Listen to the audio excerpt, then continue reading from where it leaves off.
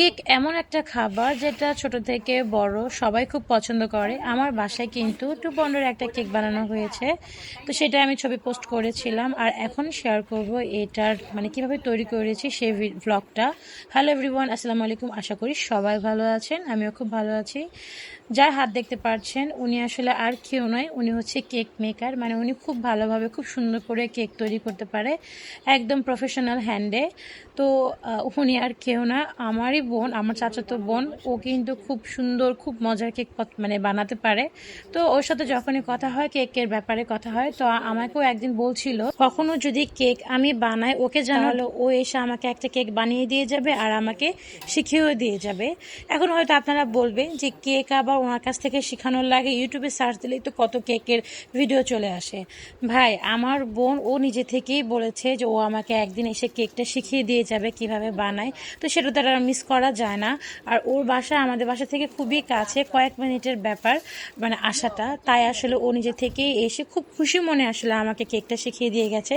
আর দেখেন, যেহেতু আমি কেক বানানো শিখেছি, একদম ফ্লোরে কিন্তু দুই বোন বসে গেছি। আর ঘরের মেঝের অবস্থা কিন্তু আপনারা দেখেই বুঝতে পারছেন যে খুব হাড্ডাহাড্ডিভাবে কিন্তু কেক বানানো শেখা হচ্ছে। তো যাই হোক, কেকের বানানোর যে প্রসেসটা সেটা কিন্তু একটু লেন্দি হয়। আমি কিন্তু ওই প্রসেসটা দেখালাম না, জাস্ট কেকটা কীভাবে ডেকোরেশন করছি সেটাই কিন্তু আমি আপনাদের সাথে শেয়ার করছি। কেকের ভিডিও তো আসলে অনেক দেখি, বাট কখনো না ওই সাহসটা হয় না আমার যে আমি নিজে নিজে একা একা কেকটা বানাবো। ওইটা কখন আসলে করতে পারি না। তাই বোন যেহেতু বললো, তো ওই সুযোগটা আমি মিস করলাম না। ওকে বললাম ঠিক আছে, তুমি একদিন এসে আমাকে কেকটা দেখাই দিয়ে যাও, সেক্ষেত্রে হয়তো আমি একটু সাহস পাবো বা একটু উৎসাহও পাবো।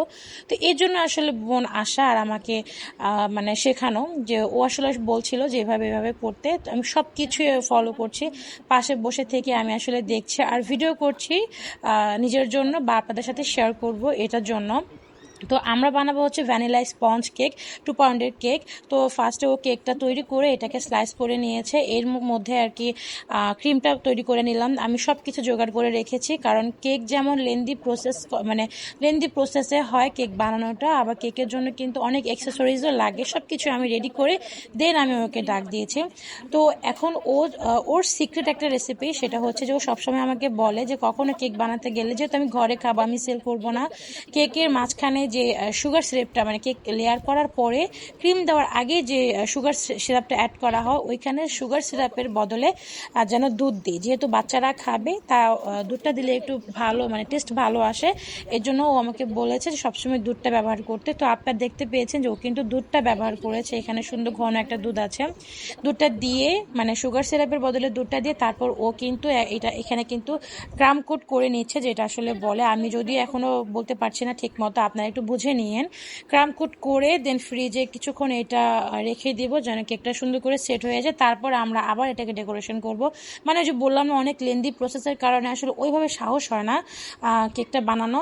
তো 2 পাউন্ডের কেক কিন্তু আমার বোন বানাতে বানাতে ওর সুন্দর হাত এসে গেছে, তাই ওকে দিয়ে 2 পাউন্ডের কেকটাই বানালাম, বড়টাই আসলে শিখে নিলাম। এখন আমি যেটা করব সেটা হচ্ছে 1 পাউন্ডের যে কেকটা, 2টা ডিমের যে কেক, সেটা আমি তৈরি করব ঘরে বাচ্চাদের জন্য, অল্প অল্প করে আসলে শিখবো। তো এখন এই যে কেকটার উপরে ও কিন্তু হোয়াইট চকলেট গ্রেট করে দিয়েছে। ও কিন্তু চকলেট গানাশ ইউজ করেছিল যখন ও ক্রিমটা তৈরি করছিল। আচ্ছা, ক্রিম তৈরির ভিডিওটা হয়তো স্কিপ হয়ে গেছে, ওইটা আমি ভিডিও করতে পারিনি।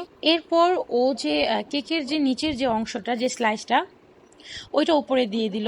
ওইটাও আমাকে শিখিয়ে দিয়ে গেছে যে সবসময় যে কেকের লেয়ার করার পর, কাটার পরে যে নিচের যে স্লাইসটা, ওইটা উপরে দিতে, এক্ষেত্রে কেকটা একদম সমান সমান হয়।